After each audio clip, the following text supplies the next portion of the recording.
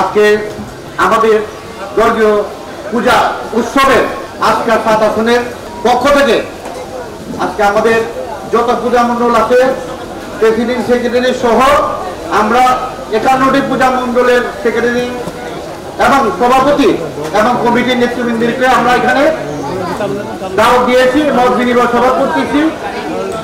আমাদের মানপত্র চেয়ারম্যান জনাব তারেক রহমান নির্দেশে আমরা এই অনুষ্ঠান পরিচালনা করতেছি। এই অনুষ্ঠানের আজকের মধ্যমণি আমাদের স্থায়ী কমিটির অন্যতম সদস্য এবং বন ও পরিবেশ মন্ত্রী, আমাদের আন্দোলনের সংগ্রামে যার সঙ্গে আমি আন্দোলন করেছি, এই দাদাকে নিয়ে সবসময় এই দাদা আন্দোলনে দেখেছেন আপনারা, তাকে রক্তাক্ত করে ফেলেছে এই স্বৈরাচার শেখ হাসিনার পুলিশ, তাকে কয়েকবারই নির্যাতন করেছে, কিন্তু নির্যাতন করেও আমাদের এই বাবু জয়চন্দ্র রায়কে কখনো দমাইতে পারে নাই। বাবু চন্দ্র রায় আজকে আমাদের এই অনুষ্ঠানের মাধ্যমে প্রধান অতিথি। আজকে তার এলাকায় অনেক পূজা মণ্ডল এগুলো আজকে আমাদের এই লালবাগ 7 আসনের শ্মশানঘাটে পূজা মণ্ডলে আজকে আপনাদের সঙ্গে আসছে। এই বলে আমি ঢাকা 7 আসনের পক্ষ থেকে, আমার এই এলাকার পক্ষ থেকে, 24 নম্বর ওয়ার্ডের পক্ষ থেকে, হিন্দু ধর্মবাদ থেকে পক্ষ থেকে, মুসলমান ভাইদের পক্ষ থেকে আন্তরিক ধন্যবাদ মোবারকবাদ জানাই। আসসালামু আলাইকুম। এখানে উপস্থিত আছেন আমাদের সাবেক সংসদ সদস্য নাসিরউদ্দিন আহমেদ পিন্টু, যোগ্য ছোট ভাই রিয়াজউদ্দিন মুনি, এবং উপস্থিত আছেন চকবাজার থানা সাবেক বারবার নির্বাচিত কমিশনার এবং ঢাকা মহানগরের অন্যতম সদস্য এবং চকবাজার থানার সাবেক সভাপতি জনাব আনোয়ার পারভেজ বাদল।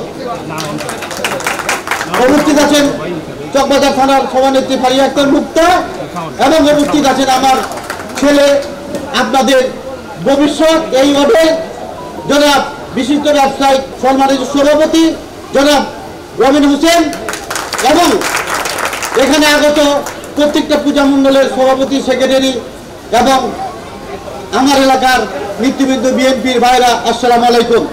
আমাদের ভারপ্রাপ্ত চেয়ারম্যান জনাব তারেক রহমান আমাদেরকে নির্দেশ দিয়েছে যে আপনাদের 51টা পূজা মণ্ডল আমার 7 আসনে আছে, প্রত্যেকটা পূজা মণ্ডল আমরা প্রহরী হিসাবে আমরা সবাই আপনাদেরকে পাহারা দিব।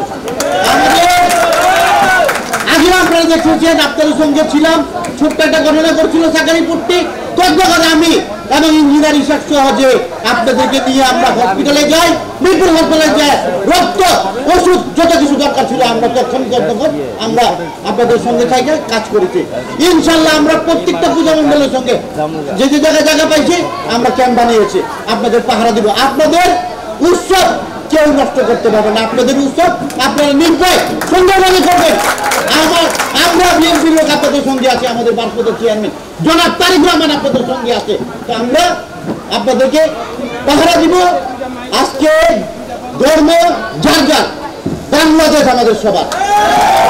আমরা এই বাংলাদেশকে কোনো স্বৈরাচারের হাতে আর দিতে চাই না। আমরা চাই যার যার অনুষ্ঠান সে করবে।